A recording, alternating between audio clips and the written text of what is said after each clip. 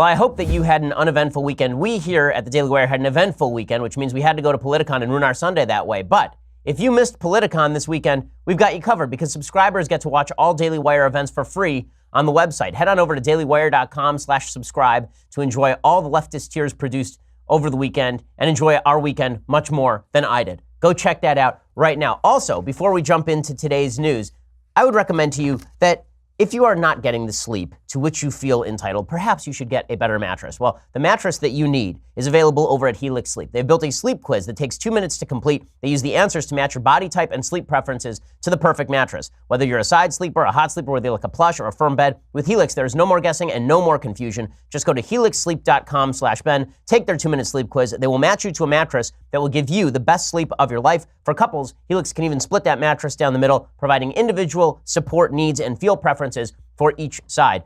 The mattress is really great. My wife and I took the 2-minute sleep quiz. We ordered the mattress. It came in the mail. We opened the box. It inflated right in front of us, popped it on the bed frame. We were good to go. It's so good that we actually got one for my sister for her wedding. They have a 10-year warranty, and you get to try it out for 100 nights risk-free. Right now, Helix is offering up to $125 off all mattress orders. Again, up to $125 off at helixsleep.com/Ben. That's helixsleep.com/Ben. Again, $125 off your mattress order. Go check it out right now, helixsleep.com/Ben. Use that /Ben so they know that we sent you. All right, so the polls in the lead up to the midterm elections are starting to look a lot better for the Republicans. The reason for this is because Democrats suck at everything. So there's a lot of attempt on the right to claim that this is all Republican know-how and suddenly Republicans are good at things.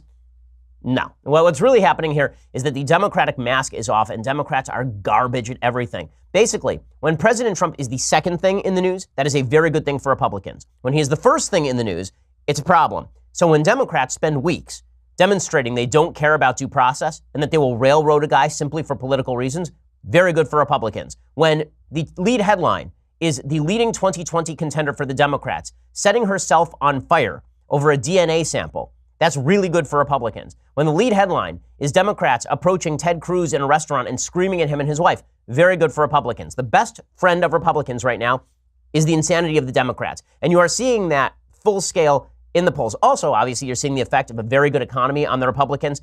The margin by which voters trust Republicans over Democrats on the economy has never been larger in the history of the polling. Really, it's like R+17 in this poll, which is amazing. Also, I don't want to give no credit to President Trump. President Trump has done a couple of very good things. Number one, he has taken proper economic measures that have really benefited the average American. And number two, the President of the United States does make it feel like he is a change actor. And usually in midterm elections, there's an attempt to vote for change.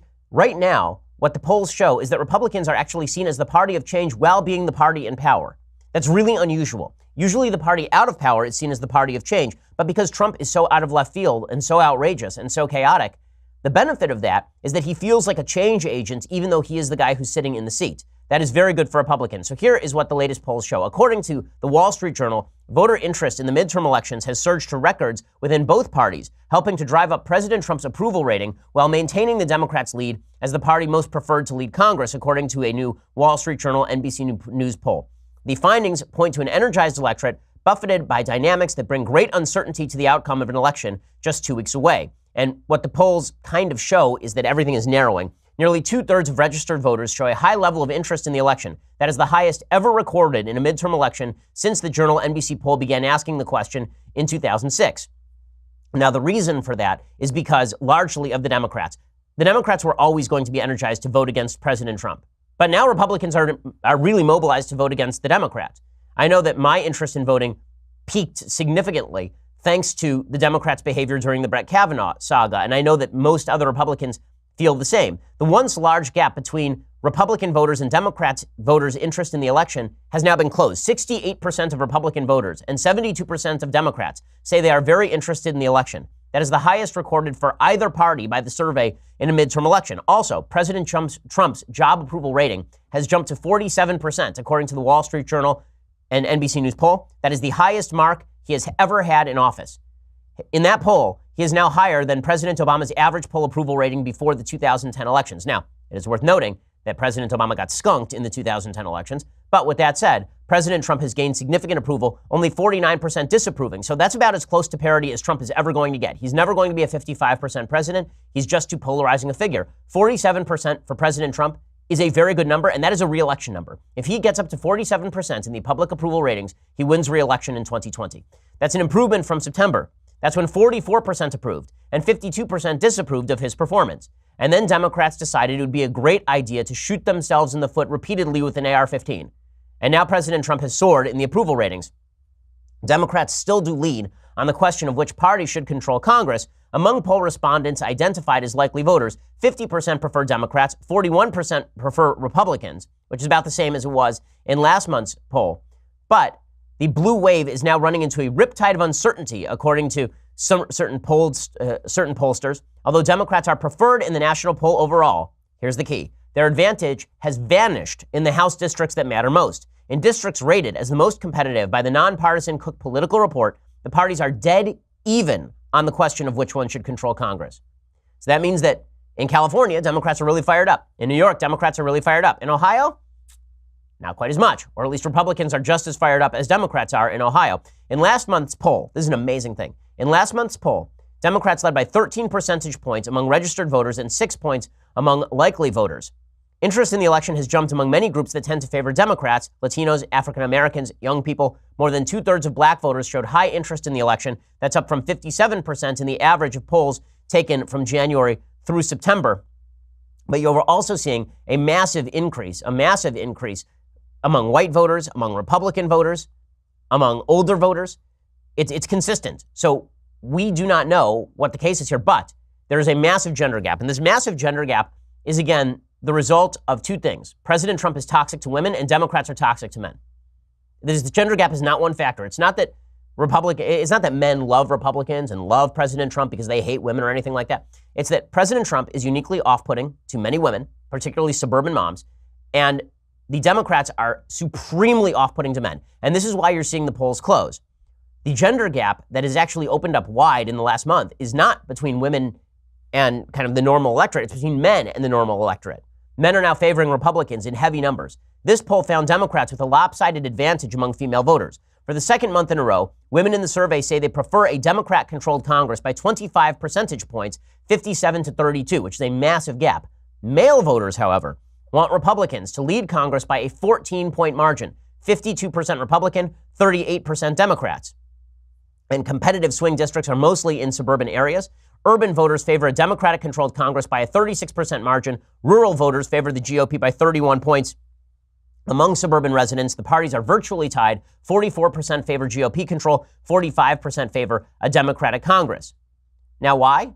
Because voters continue to trust the Republicans on the economy. On trade issues, Republicans are preferred by a 17-point margin. That's up from 8% in August. The issue has been in the spotlight because President Trump was actually able to close a NAFTA deal. So all of the talk about tariffs and trade wars, that has basically receded into the background. So all of this is good news for Republicans. Does that mean Republicans hold the House? Is still more unlikely than not, but this upsurge is pretty amazing stuff for Republicans in the lead up to a midterm election. And again, a lot of that has to do with the fact that the Democrats are just terrible at everything. When I say they're terrible at everything, I mean they are completely off-putting on the most basic issues. And that's what we are seeing. That is the story of today's politics, is how off-putting the Democrats are. Mitch McConnell, for example, like Cocaine Mitch, as we are fond of calling him. Cocaine Mitch was eating at a restaurant. He was confronted by protesters. If this thing becomes consistent, it is not good for the country, and it is certainly not good for the Democratic Party, which seems to be embracing it in a way the Republican Party is not. Now, Nancy Pelosi was also confronted over the weekend, and protesters shouted at her. The difference is high-level Republicans condemned that. High-level Democrats are not doing a great job of condemning what's going on here. Look at these protesters confront Cocaine Mitch and Elaine Chao. They're eating at a restaurant, and, I mean, frankly, they're just lucky that Cocaine Mitch didn't go ballistic on them and tell them to say hello to his little friend. I mean, I don't know why you'd want to go up against Cocaine Mitch and Elaine Chao. They will claw out your eyes and feed you to the ravens. But this is what these protesters decided to do. Oh, yeah? Why don't you get out of here? Why don't you leave the entire country alone?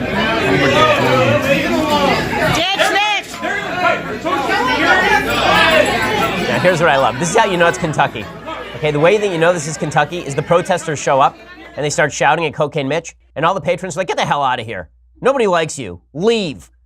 This is why it's so funny. I've been asked before if anybody has ever confronted me at a restaurant or tried to make trouble at a restaurant.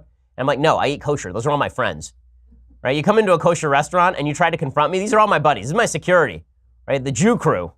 Okay, so we will fight you off. But Cocaine Mitch basically has that in Kentucky as well. So he just activated his goons to basically fight back against these guys just by sitting there. The cool, collected turtle. You gotta love it. Okay, meanwhile, Democrats determined to show that they are just as nutty as you think they are in other ways as well. They've decided that Beto O'Rourke is the most important person on planet Earth. He is deeply important. Why have they decided Beto O'Rourke is important? I have no idea. They're trying to say that he's sort of like Barack Obama, except without half the charm or the racial appeal. But they're still trying to manufacture this kind of quasi-enthusiasm for Beto O'Rourke. There was a report from ABC News that really fawned over him last night. But the best stuff from these campaigns, and it was true for President Trump, and it's the thing I despise most about politics generally, it's true for Obama and Trump. Anybody who has any level of political notoriety has a certain number of fans who are completely crazy. And those fans do completely crazy things in public. I don't mean wearing t-shirts or lining up for book signing. I mean what I'm going to show you in just a second, because it's astonishingly bad and really embarrassing. And you got to imagine that these folks, the day after the election, they wake up and they go, what was I thinking? What really, was this what I wanted to do with my life? When I was 12, was this the image that I wanted to project to the world? We'll get to all that in just a second. First, let's talk about Blue Apron. Okay, you need food delivered to your house in prepackaged ingredients, the freshest, best ingredients, gourmet recipes. It'll come directly to you, and then you can cook with your family. I love cooking with my kids. Folks around the office are using Blue Apron on a routine basis because the food is great, and also, it's just a great idea. Every time you go to the grocery store and you go with a shopping list, first of all, nothing more annoying than that. My wife and I have a rule. I ask her before I go to the grocery store which ingredient she wants me to forget, because I will forget one. So she may as well pre-name the ingredients I'm going to forget. With Blue Apron, you don't have to worry about that. Everything is coming to your door in the prepackaged portions, so you're never getting too much. You're not going to Costco and buying like 83 pounds of turmeric. Instead, you're getting exactly what you need. It's coming to your door. You're cooking these gourmet meals. It's dinner in as little as 20 minutes. Every week, at least 3 recipes are built in for your busy schedule in mind. Blue Apron has done the meal prep for you. They've prepared sauces and spices and ingredients, and they offer a range of recipes bursting with flavors. Whether you're looking for a quick and easy meal or a full culinary cooking experience, Blue Apron lets you choose from the range of recipe options. So check out this week's menu. Get your first 3 meals for free at blueapron.com/Shapiro. That's blueapron.com/Shapiro to get your first 3 meals for free. Blue Apron is indeed a better way to cook. And man, I'm looking at some of these recipes. It's stuff like tomato and basil pesto pizza that you're cooking, seared steaks and homemade steak sauce with mashed potatoes. I mean, this is gourmet stuff. You can make it in your own home. You don't have to go to a restaurant, be harassed by folks who are going to yell at you. Go instead to blueapron.com/Shapiro to get your first 3 meals for free. And when I say folks have made fools of themselves for Beto O'Rourke, I remember back in 2008 when the Democrats actually had small children sing hymns to President Obama, then candidate Obama. Now Democrats have gone even beyond that. Here is a bunch of Beto O'Rourke supporters, I don't know why, doing YMCA, but BETO in unison. It's not good.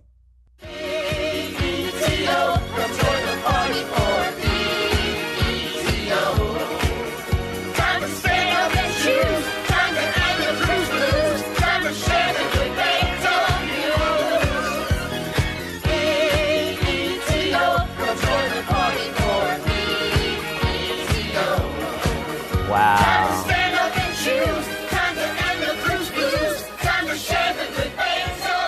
Now, what I love about this most is the move that was made by Democrats, that Beto O'Rourke draws an incredibly diverse crowd. If you can't see this, this is all old white people and a small girl. That's really what it is. It's like all a bunch of old white people who can barely move. It looks like workout night at the local old age home. I mean, it looks like it does when you actually go down to the YMCA and you see the people who are 60 in the water doing physical therapy, except they're doing BETO for Senate. So that was strong, but that was not the strongest entry in the Beto worship hymnal. Okay, the strongest entry comes courtesy of some crazy ladies who decided to cut the weirdest video I've seen in this election cycle. Well, I can't say that. I mean, I've seen so many weird videos in this election cycle. I can't, but this one is pretty astonishing. Here we go. I don't even know what this is, but listen, if you can bear to. Ahead of Ted Cruz yet? By the way, where'd you meet him? I first saw him on Ellen DeGeneres. He's taking on the GOP. You get the picture? Yes, we see. And Beto does it Without a super PAC. Here he comes now. He's married with kids, but he's still my man. Man. He played guitar in a rock and roll band. Like Bernie Sanders, but he's got a tan. There's nobody my Beto compares to, like JFK with a $10 hairdo. Hey, Ted Cruz, You better watch your back. he drives up. Believe it or not, this is not a parody of Beto supporters. These are actual Beto supporters. Rolls. My temperature's rising, and so are his polls. Don't listen to the internet trolls. My heart was stolen, and he's the burglar. My triple meat I know people are telling me to cut this, but I can't. It's mesmerizing. It's mesmerizingly bad. I feel so much better now. Okay, well, this is not actually a parody of Beto supporters from what I understand. So good stuff there from the Beto supporters, really demonstrating that they don't care too much about a guy driving over a median line, being super drunk and crashing into a truck and then fleeing. And also, I mean, I can see why they don't care that much about drunkenness, considering you would have to be drunk to think that was a good idea. But there you are. So I can't imagine why Republicans are responding the way that they are, except for Democrats. Again, the theme of today's show, Democrats, terrible at everything. Continuing with that theme, the woman who I've chosen to catcall on a routine basis, Alexandria Ocasio-Cortez, the future congresswoman from Brooklyn, over the weekend, you wonder why folks in the United States are not taking Democrats maybe as seriously as they should, because they don't deserve to be taken seriously. Here is Alexandria Ocasio-Cortez over the weekend saying that we should fight global warming the same way we fought the Nazis. Well, I don't see really how bombing the Germans is going to help, but I mean, I'm willing to try if she is, I guess.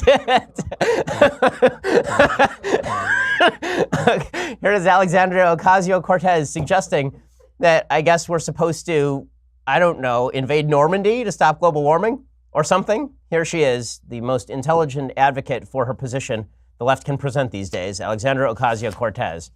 We had a direct existential threat with another nation, at this time it was Nazi Germany and the Axis, who explicitly named the United States as an enemy. And what we did was that we chose to mobilize our... It's very difficult to hear her. What she says, when we talk about existential threats, we can stop her because it's very difficult to hear. Because when we talk about existential threats, the last time we had a really major existential threat to the country was around World War II.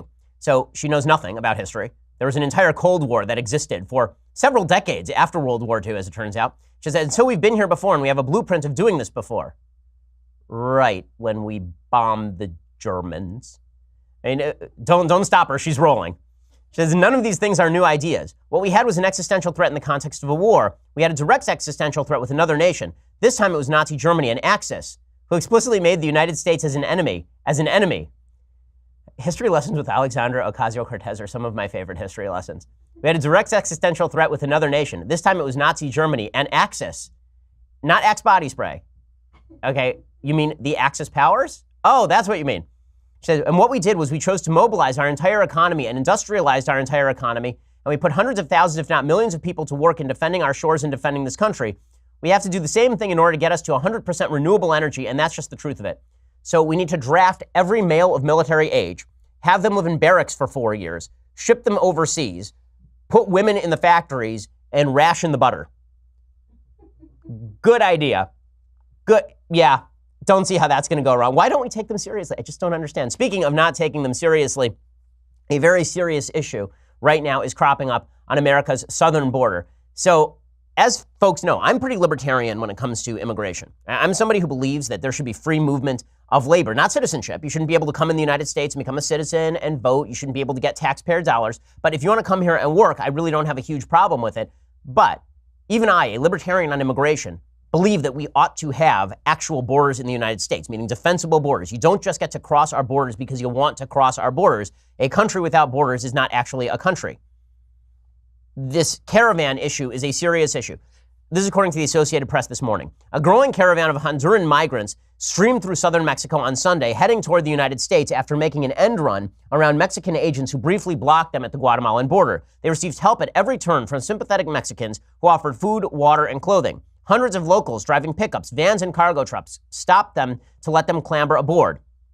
Bessie Jacqueline Lopez of the Honduran city of San Pedro Sula carried a stuffed polar bear in a winter cap that seemed out of place in the tropical heat. It's the favorite and only toy of her two daughters, 4-year-old Victoria and 3-year-old Elizabeth, who trudged beside her, gleaming with sweat. Listen, I have sympathy for folks who want to escape crappy places to come for a better life. That doesn't mean the United States has an obligation to take in anyone who wants to get in without any sort of vetting procedures or determination as to whether this person is going to help the country or not.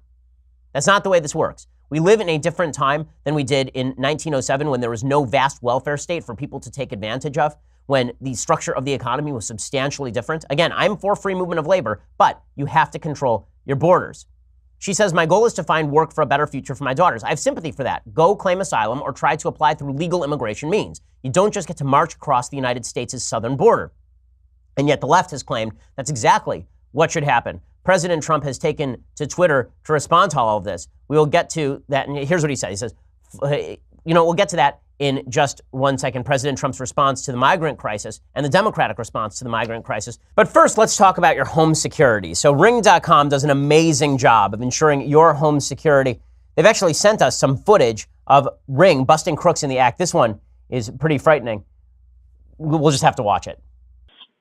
Hello?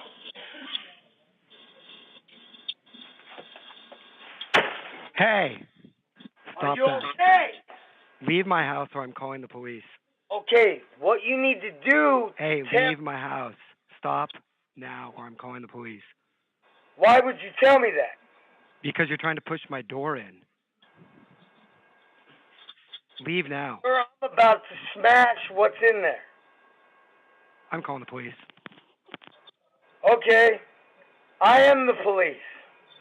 Needless to say, he was not, in fact, the police. A lot happens at your front door. Get a Ring video doorbell. You'll never miss a visitor. And more importantly, you can make sure who it is at your front door before you open up. Whether you're home or away, you can see, speak to visitors on your smartphone from anywhere, even share video clips to neighbors using the Ring app. Go check it out right now. And you can get Ring's floodlight cam, their spotlight cam, and let you build a ring of security around your entire property. Save up to $150 on a Ring of Security kit at ring.com/Ben. That is ring.com/Ben. Again, $150 off when you go to ring.com/Ben. So President Trump has responded to this growing caravan of migrants that have left Latin America and are moving up through Mexico, Latin and Central America, and moving up through Mexico and toward the United States border.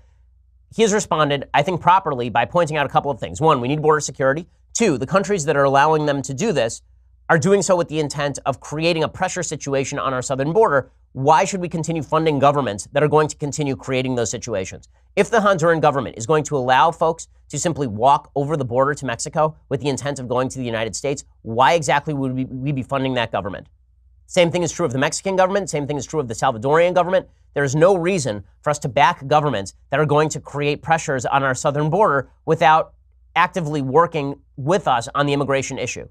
President Trump says full efforts are being made to stop the onslaught of illegal aliens from crossing our southern border. People have to apply for asylum in Mexico first, and if they fail to do that, the U.S. will turn them away. The courts are asking the U.S. to do things that are not doable.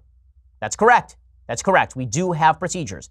One of the problems here is that you can actually show up at a point of entry and you can apply for asylum. That's the legal way to do this. That's not what these caravans are doing. Some of these caravans are simply finding places that are open in the United States border and crossing there.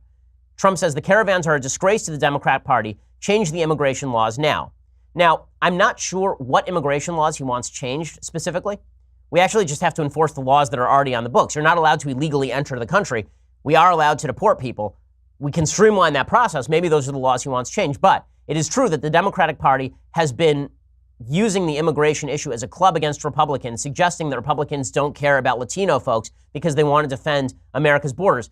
That argument isn't working very well, specifically because a lot of Latinos in the United States are also interested in living in a country with borders. They're not interested in living in a country where anyone can go and come as they see fit. One of the great lies of the media is that everyone agrees with an open borders agenda. Virtually no one in the United States actually agrees with an open borders agenda. And it's pretty obvious that there's an actual agenda to this caravan. It's organized. Not only is it organized, it's organized for the cameras. The AP reports hundreds of migrants applied for refugee status in Mexico in the southern city of Ciudad Hidalgo. By Sunday evening, the Interior Department reported it had received more than 1,000 requests, but most of them were not doing this. A far bigger group forded the Suchiat River from Guatemala to the Mexican side individually and dozens at a time, and resumed the trek at first light, marching 10 abreast on the highway. Si se pudo, they chanted in Spanish. Yes, we did. Well, we don't have to let those people cross the border. The throng grew even larger when the migrants arrived at the border bridge, swelling overnight to 5,000. It was not immediately clear where the additional travelers came from, since about 2,000 had been gathered on the Mexican side Saturday night. Presumably some of those folks are from Mexico. They're not necessarily from countries to the south of Mexico. Their destination on Sunday was the city of Tapachula in the Chiapas state. Under a blazing sun, small groups of 20 to 30 paused to rest in the shade of trees on the side of the road. By afternoon, the caravan had evolved into long lines of walkers straggling for miles.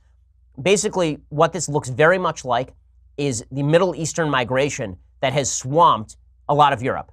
That's what this looks like, just visually. Now, the numbers are not the same, obviously, as you're seeing from immigration from North Africa and the Middle East into islands off the coast of Italy, but the imagery is the same. It's a group of folks who are trying to escape a worse life and simply cross the border illegally into the United States. Again, the United States is a sovereign nation. We can't afford to simply take in everybody that we would want to take in out of economic necessity or out of some sort of sympathy for the folks crossing the border. You cannot have a country that is the strongest economy on planet Earth taking in thousands and thousands of people illegally without vetting them and without any sort of skill set. That does not make for a good economy. This is one of the reasons why it's so funny. Folks on the left, they love Norway, they love Denmark, they love Sweden.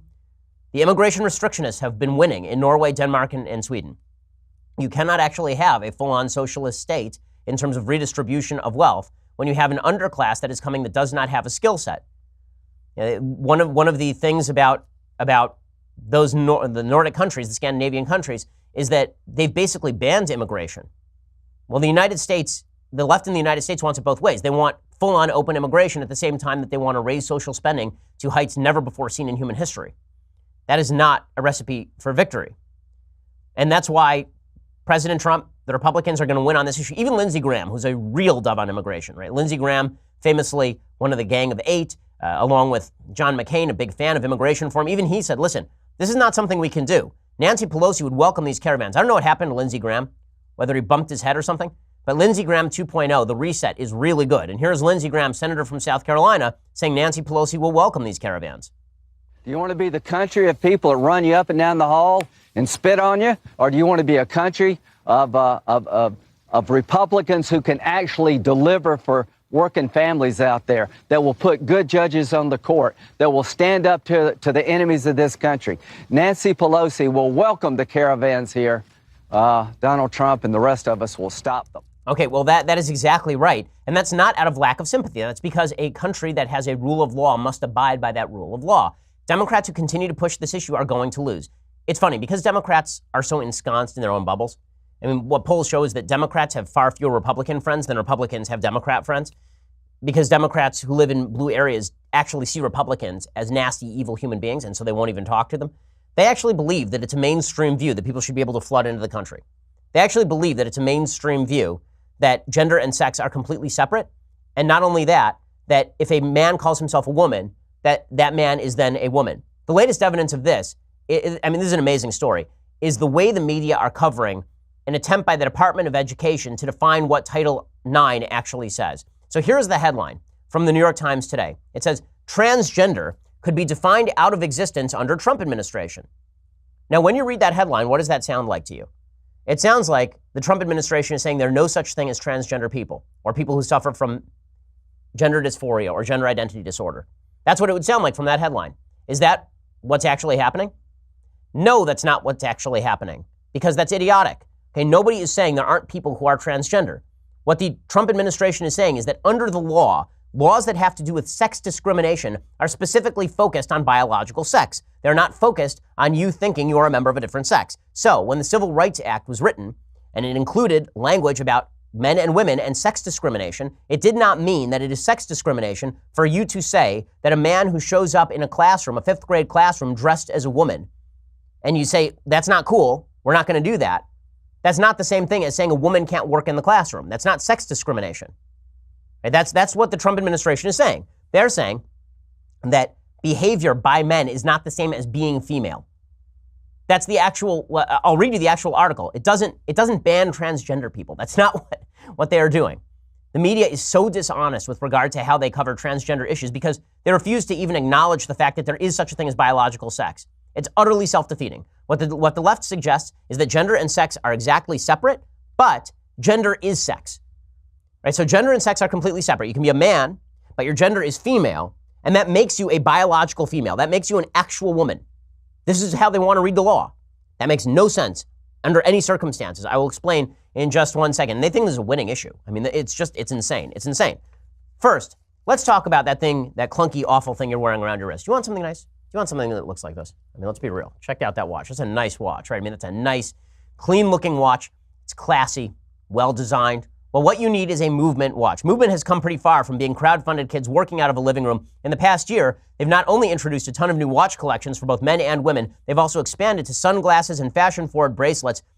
I have 2 Movement watches. My wife has a Movement watch. My mom has a Movement watch. So does my father. What's great about them is that they're really kind of minimalist and classy looking, and they are not expensive. Okay, they are luxury-looking watches at non-luxury prices. Movement watches are not going to tell you how many steps you've taken, how many calories you've saved. They're just going to tell you the time. That's it. That's what they do. And they are very good at that. Movement watches start at just $95 at a department store. These would cost you $300, $400, $500. Movement figured out by selling online, they could cut out the middleman and retail markup, providing the best possible price. They have classic design, quality construction, styled minimalism, and you get 15% off today with free shipping and free returns by going to mvmt.com/Shapiro. See why the movement keeps growing? mvmt.com/Shapiro for that discount, 15% off. mvmt.com/Shapiro. Go join the movement. Okay, so we are going to get to more of the left's bizarre take on science in 1 second. But first, you're going to have to go and subscribe. For dailywire.com, get $9.99 a month is the subscription. That's it. You get the rest of my show live. You get the rest of Andrew Klavan's show live, the rest of Michael Knowles' show live. You get access to things like our performance at Politicon yesterday, which ruined my weekend, but may make your week. I don't know. Maybe you'll enjoy it more than I enjoyed being there. I'm fibbing. I enjoyed being there with all the folks who were in the book line, but it was a Sunday, guys. It was a Sunday. In any case, go check it out right now at dailywire.com. $9.99 a month or $99 a year. Get the annual subscription. It comes along with this. The Leftist Tears Hot or Cold Tumbler. You will enjoy it. You will live it. You will love it. You will feel the power emanate into your very being. Your soul may nearly leave your body when you feel the joy that you will experience upon grasping the Leftist Tears Hot or Cold Tumbler. But don't worry, you won't die. You'll just be lifted up a level in terms of your spirituality. You can do all that for just $99 a year. So what are you waiting for? Go check it out. Also, subscribe to our feed over at YouTube or iTunes. Leave us a 5-star review. We only accept 5-star reviews. If you try to do anything else, we'll just reject it. So don't even bother. 5-star reviews over at iTunes. It helps us with the rankings over there. Plus, that means that you get our Sunday special. This week's Sunday special was Andrew Klavan. Next week's Sunday special is pretty awesome. I can fairly state it will be great. So I can't reveal who the guest is. Suffice it to say, spectacular. Go check it out right now. We are the largest, fastest growing conservative podcast in the nation.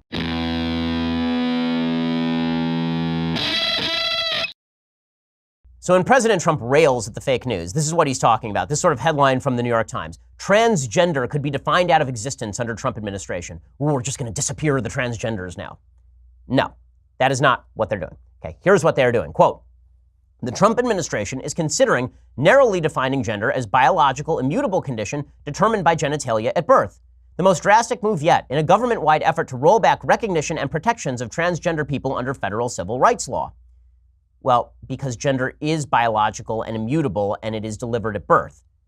Now, what the left has said is they've redefined the terms. One of the great areas of confusion in the transgender debate is what the hell everyone's talking about. Really, I mean that. Because sometimes when people on the left say gender, what they mean is expressed feminine or masculine qualities, and sometimes what they mean is actual sex. And it is impossible to tell which unless they actually specify, and then they shift the definition based on what they want their point to be. So if you say, okay, I accept that there's such a thing as an effeminate man, because there are men who are effeminate. Okay? And they say, no, that means they're a female. You say, no, that doesn't mean that they are a biological female. They say, well, it means they are a female gender.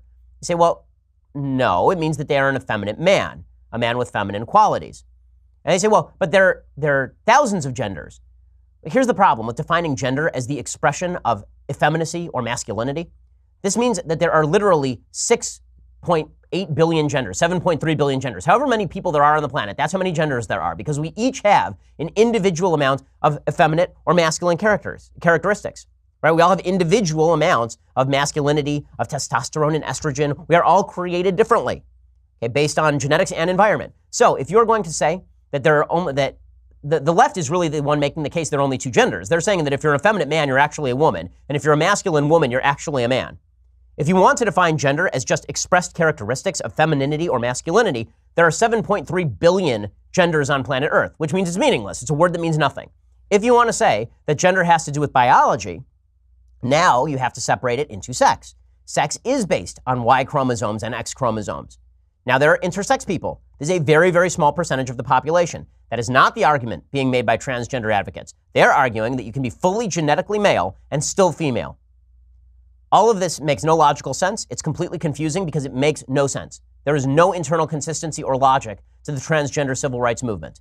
They can't even define their terms. If they simply want to say people should be treated well, I'm with you. If they want to say that I have to pretend that a man who says he is a woman, that Caitlyn Jenner is just as much of a woman as my wife, give me a freaking break. And everyone with half a brain on planet Earth knows this. Okay, but here's what the New York Times says. A series of decisions by the Obama administration loosened the legal concept of gender in federal programs, including in education and healthcare, recognizing gender largely as an individual's choice and not determined by the sex assigned at birth. First of all, sex assigned at birth is the dumbest term in the world. If you want to say gender assigned at birth, at least now you're being consistent with the terminology. But even in that sentence, you can see the terminology shifting, right? There's gender and then there's sex assigned at birth. You don't assign a sex at birth. Babies are born. They are what they are. When my girl was born, she was a girl. I didn't assign her girl. You know who assigned her girl? Genetics. God. That was sort of baked in. You know how I know? Because she's a girl. My God, people. And the same thing with my son. When he was born, you know how I knew he was a boy? I looked at him. Wow. This was difficult. And it turns out he is in fact a boy. Amazing that the coincidence that he comes out and he has all male characteristics and that he's also a boy. Unreal. Just amazing. Almost scientific. Ooh. Okay, so here's what they say. The policy prompted fights over bathrooms, dormitories, single-sex programs, and other arenas where gender was once seen as a simple concept. Conservatives, especially evangelical Christians, were incensed. I love the New York Times. Conservatives, especially evangelical Christians, were incensed. This is their way of slandering religious people as bigots. It's not people who actually use their brain and recognize that there are men and women, and these are two separate categories. And that maybe there are women's groups that want to remain women's groups and not have men who believe they're women in those groups. And the same thing for men's groups. And the same thing for bathrooms. No, it must be that it's those crazy people who believe in the Jesus. It's those people. The people, if it weren't for those crazies who believe in the Jesus, then everything would be fine. Then we could all acknowledge that men and women are exactly the same, except for a little bit of appendage down below. But here's what the New York Times says. Now, so here's the bad stuff. Okay, what's the bad thing the Trump administration did? Now the Department of Health and Human Services is spearheading an effort to establish a legal definition of sex under Title IX, the federal civil rights law that bans gender discrimination in education programs that will receive government financial assistance, according to a memo obtained by the New York Times. The department argues in its memo that key government agencies needed to adopt an explicit and uniform definition of gender as determined on a biological basis that is clear, grounded in science, objective, and administratable. The agency's proposed definition would define sex as either male or female, unchangeable, and determined by the genitals a person is born with, according to a draft reviewed by the Times. Any dispute about one's sex would have to be clarified using genetic testing. How in the world is that not just basic rationality? If you claim you're a woman, I should be able to objectively tell whether you're a woman or not. It shouldn't be up to you to decide. And it's amazing to me that the same left that has now come around to Elizabeth Warren is not of Native American, because if she says she's a Native American, why isn't she Native American? She should be. Why not? She is more Native American than Caitlyn Jenner is a woman. So what exactly is the problem here?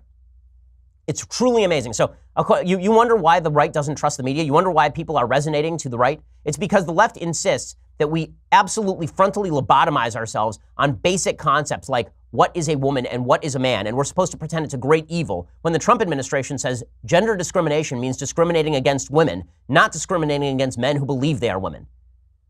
It's an amazing thing. I want to explain more in just 1 second. So Title IX of the Civil Rights Act was specifically written with discrimination against women in mind. This is what Title IX of the Civil Rights Act does, right? Title IX bars discrimination under the Civil Rights Act. That is what it is for. Okay, it says, this is what Title IX says, okay, quote, this is from the Education Department.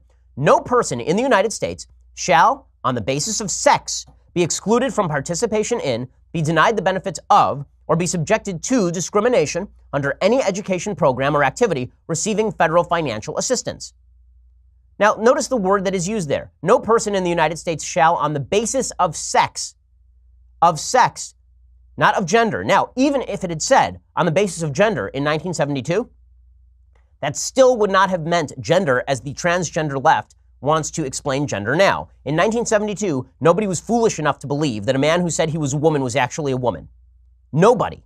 Okay, this is not a thing. And so to redefine, so they're doing a twice switch here. Okay, they're doing a linguistic and legal twice switch here. What they're saying is, number one, that provision of Title IX doesn't refer to sex, it refers to gender.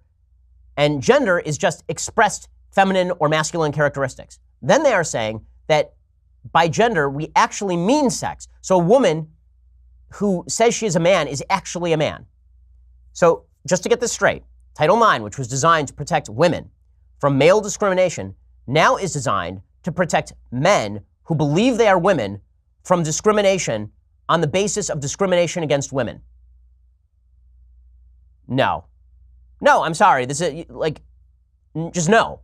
There's nothing in the law that suggests any of this. And for the left to go nuts over this or suggest transgender people are being defined out of existence, no. What this is saying is there needs to be an objective measure of male or female before we can determine whether someone is being discriminated against on the basis of their sex, as opposed to the basis of their behavior. Now, you can still outlaw discrimination on the basis of behavior. If you really think this is an important thing, why don't you just try to pass a law? This is why the left won't actually do what they want to do. If the left actually did what they say they want to do, what they would do is they would pass an anti-discrimination law that would say no school can fire any man who shows up dressed as a woman at work. Right? This is what they would say. No school can take any action against anyone based on perceived gender identity. Right? They can actually do this. But instead, because the left wants to hijack the law, this is what the Obama administration did, they're forcibly rewriting regulations in order to carve the heart out of laws and interpret them in exactly the reverse of what they were meant to be. If the left can't win elections, they'll do it through regulation. They did the same thing with regard to carbon emissions. They tried to use the Clean Air Act in order to regulate carbon emissions. There's nothing in the Clean Air Act that suggests carbon emissions can be regulated by the EPA. Win an election, guys.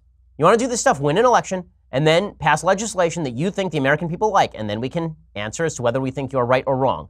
But they don't want to actually do that. Instead, they just want to sit outside and shout and scream like small children. Okay. Meanwhile, this is a story that I just have to touch on because I think that it is important and obvious. We have forgotten all the obvious things in our society, obviously. I mean, that's basically what today's show has been about. Global warming is not Nazism, and we can't respond in the same way. Also, America has borders, and we have to enforce them. Also, men are men, women are women. Men who believe they are women are not in fact women. And trying to define gender and sex as the same thing sometimes and define them as completely separate other times leads to linguistic and terminological confusion. Right? These are obvious things. Other obvious things. You're going to be happier in your life if you have less sex partners before you get married. Okay, the Atlantic now has reported on a study over at the Institute for Family Studies. Nicholas Wolfanger is a sociologist at the University of Utah. He's found that Americans who have only ever slept with their spouses are the most likely to report being in a very happy marriage. Meanwhile, the lowest odds of marital happiness, about 13 percentage points lower than a one-woman partner, belong to women who have had 6 to 10 sexual partners in their lives. For men, there's also a dip in marital satisfaction after one partner, but it's never low as it gets for women. This is what the graph shows. Why? Because marriage is a very good institution. And it turns out that when you reserve yourself for marriage and you make sex special and connected to a level of emotional and spiritual intimacy, you're likelier to lead a happier life. I speak as someone who has led this life. My wife also led this life. Thank God my parents led this life. I think that is a good life. And the promise of the sexual revolution, that free sex all around is going to make everyone happier, is a bunch of crap. It is not true. It has never been true. It is a false promise. Act morally, you will live a happier life. Attach yourself to one human being and recognize that sex is more than just getting your rocks off. You will lead a happier life. And by the way, your sex life will be happier too.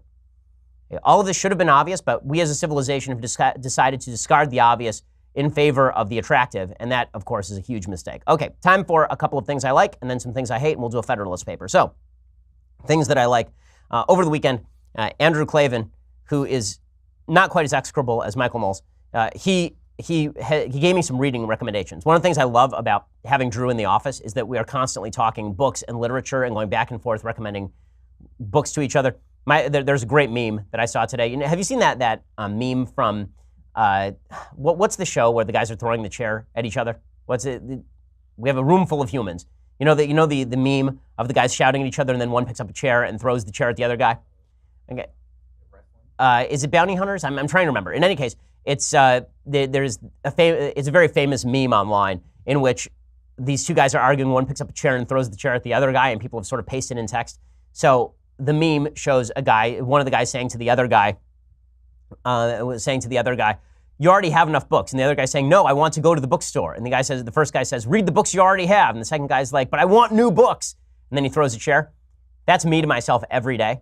And so Drew is constantly recommending new books. My book pile around my bed is now, I believe, 45 deep, and it just continues to grow. But I knocked out a couple over the week. It's American Chopper, that's what it is. Okay, so in any case, one of the books that Drew recommended, and it was a quick and easy read, is the book Submission by Michel Houellebecq, which I'm obviously mispronouncing.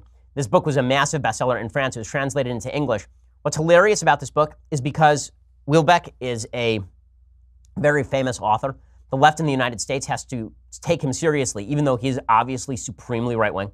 It is a very, very right-wing book. It's not right-wing for the reason that a lot of people think it is. The basic plot line is that the Muslim population in France has grown to such an extent that the Muslim Brotherhood has a party in France that wins 21% of the vote. They get into a runoff with the National Front, led by Marine Le Pen, and they form a coalition with the socialists in order to actually win the presidency of France. In the process, they decide to privatize a lot of the education system and create an Islamic education system. The main character is a professor in that education system who basically has to decide whether to convert to Islam to maintain his job or not. Now, a lot of people have taken this as like, oh, it's an Islamophobic novel. It's talking about the evils of Islam.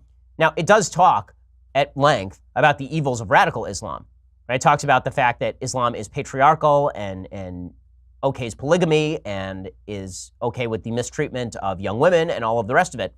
But what the book is really about, more than any of that, is the emptiness of the West. How the West has completely ripped away the heart of its own content. That the original appeal of the West was based on eternal truths and religious values, and those values have been completely subsumed under the rubric of an empty humanism that gives people no reason to actually live with meaning.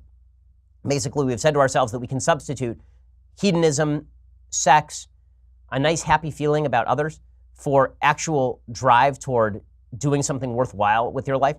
And so the main character in the novel basically goes around in this kind of empty post-Christian Europe, feeling like he's got nothing to keep him going and having promiscuous sex with as many people as he basically wants. And eventually he realizes that he's got nothing going for him. I don't want to give away the ending to the book. Suffice it to say that the book is really more a critique of Western Europe than it is of Islam. It's much more of a critique of what the Europeans have done to take away their reason for existing, and that this is leading to the complete hollowing out of one of the great civilizations in world history. It's well worth reading. Now, it is X-rated. Houellebecq is sort of famous for his sex scenes. I will say they're incredibly raunchy. You can skim them, so that's the good news. It's only about a 240-page book. You'll cut out about 70 pages of the book if you just skip the sex scenes, so it becomes a lot shorter read. But it's worth reading because his take on what Western civilization has become is, I think, is worthwhile. The nonfiction version of this book, not about Islam, but about the emptiness of what's happened in the West, is my book, which is coming out next year. We have the cover for it. It looks really good. I can't wait to bring it out. It's really exciting. All right, time for some things that I hate. All right, so late last week, a couple of actresses decided that fairy tales were bad. Kristen Bell was probably maybe half joking. But there was this talk by Kristen Bell and Keira Knightley that princesses don't need to be saved. We don't need to read stories to our daughters about princesses being saved. Here's the reality. Princesses do need to be saved, and princes need to be saved. Men need women, women need men. We save each other. This is what fairy tales are largely about. Right? Even if you read the fairy tale of Rapunzel, at the very end of Rapunzel, the guy carves his way through a thicket. No, actually, it's Sleeping Beauty. The actual which one does he go blind? In the original fairy tale, there's one where a guy has to carve his way through a thicket of thorns. I believe it's Sleeping Beauty, and he's actually blinded in the process. And only when the princess cries into his eyes is he reawakened. I can't remember whether that's Rapunzel or Sleeping Beauty in the original version. I'm sure our emailers will tell us, hundreds of them. In any case, the idea that fairy tales are all about female submissiveness and men sexually abusing women is just ridiculous. So that didn't stop, of course, Amnesty International from suggesting that Sleeping Beauty and Snow White are completely evil because women have it's Rapunzel. That's what I thought. That women have fallen into these spells, and now they must be awakened with the kiss of true love. There's no consent, though, guys. There's no consent. So Amnesty International cut this absurd little video that has nothing to do with the actual fairy tale, and then they suggested that this was what the fairy tale is. Okay, for those who can't see, it's a prince approaching a sleeping princess in a glen. And he goes in for the kiss, but then he decides that he's instead going to sexually abuse the woman by putting his hand between her legs, because this is what happens in the fairy tale, obviously. And then... Dude, seriously. Yeah, dude. Seriously. What? This? Nah, it's cool. I'm a prince. She's a princess. We were gonna, we messed around at the party, so we're just picking up where we left off. But is she into it now? She told me earlier she wants the D from the P. From the P? That's me, the prince, the P. I'm the P here, the prince. What? You should have made a contract or something? No, but, did you ask her if she wants to? Well, I guess not really. It says no consent, no fairy tale. So apparently, my favorite meme that came from this was somebody took the Sleeping Beauty, the Disney Sleeping Beauty, and it showed the prince leaning in to kiss the princess, and then he gets very close, and then he says, "Wait, she hasn't consented." And then the next picture is just of skeleton Sleeping Beauty, because she's dead. Right? The whole point of the fairy tale is that she dies if you don't kiss her. So if the question is, can you give someone CPR to wake them up without their consent? The answer is yes, you can. In life-saving situations, if you was there any guy who actually saw the movie Sleeping Beauty and was like, oh man, now I'm gonna go to parties and rape chicks? Like, was there anyone who did that? Was there anyone who watched Snow White and they're like, oh, did you see the hotness of that non-consent with all the dwarves sitting around? Really, was that was their thing? Oh man, look at all the forest animals watching, this is hot. It's just absurd, but this is the point that we've reached. Anything will teach a boy apparently to be a rapist and a girl to submit to rape, because that's our culture. There's a great irony in this. Okay, Sleeping Beauty came out in, I believe, 1954, 1956. Cinderella came out around the same time. All of these came out in the 50s and 60s. All of the women who watched these movies growing up ended up being part of the 60s and 70s, the most empowered group of women in human history. But what happened? Didn't they watch Sleeping Beauty and Cinderella? Yes, they did. And you know what? It didn't teach them that they ought to let themselves be raped. My goodness, you dolts. Okay, so other things that I hate. Bernie Sanders is obviously attempting to set up himself for a 2020 run, which is just great. When will the boomers leave us alone? When? Just go away, guys. Just retire. Okay, Bernie Sanders, the octogenarian crazy loon bag from Vermont, who spent most of his life being completely useless / counterproductive, and now has emerged to be useless and counterproductive on a national scale. He rips into President Trump. He says, President Trump is setting a terrible example for our children. Right. Yeah, I got it. Dude, I know. But you're a socialist and a crazy person. I don't understand how that's a solution to President Trump setting a bad example for our children.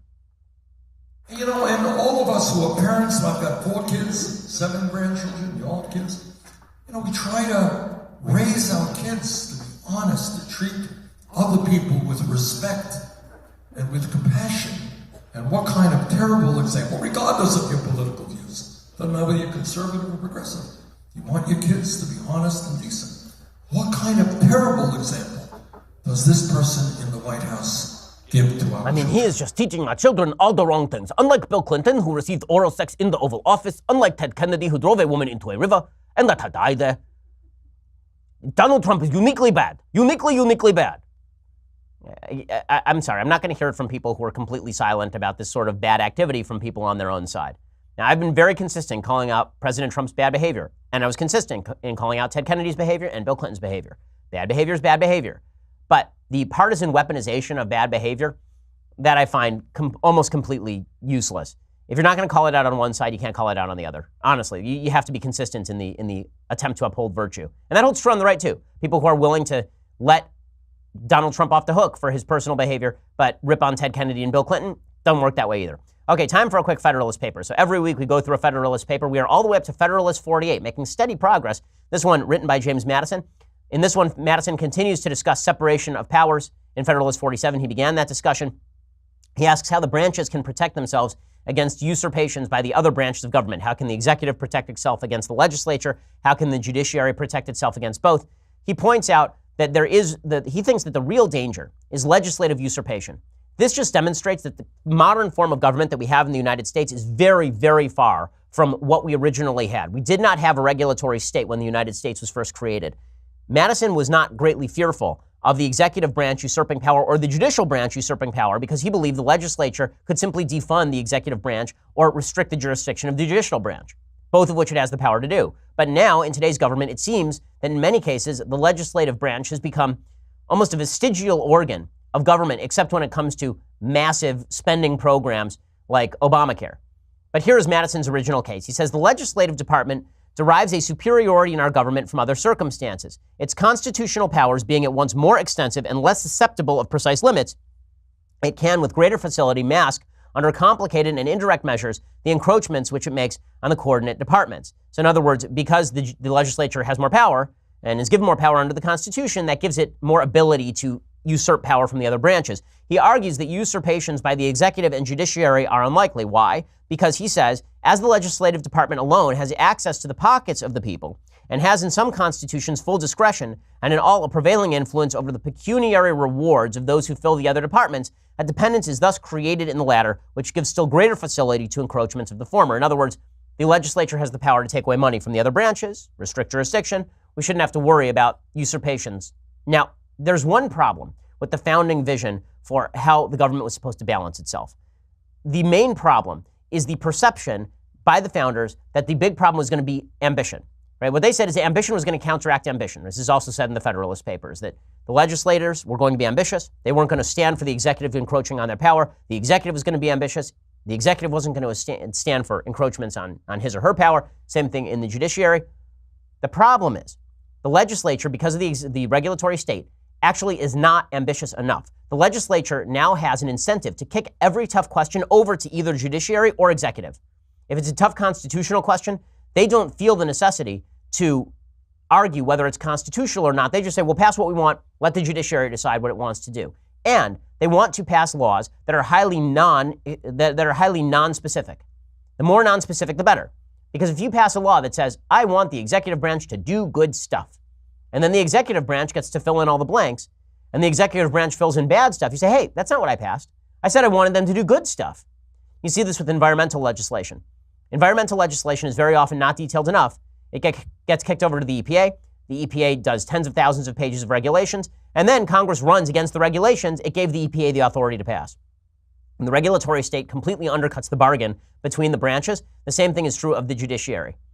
In other words, what we need is a legislature that attempts to grab back its power, whether we're talking in the context of war powers or in the context of environmental regulation. Across the board, the legislature was designed to be the first among equals, not the president and not the judiciary. Okay, we'll be back here tomorrow with more updates on the migrant caravan and all the rest. I'm Ben Shapiro. This is The Ben Shapiro Show. The Ben Shapiro Show is produced by Senya Villarreal, executive producer Jeremy Boring, senior producer Jonathan Hay. Our supervising producer is Mathis Glover, and our technical producer is Austin Stevens. Edited by Alex Zingaro. Audio is mixed by Mike Caramina.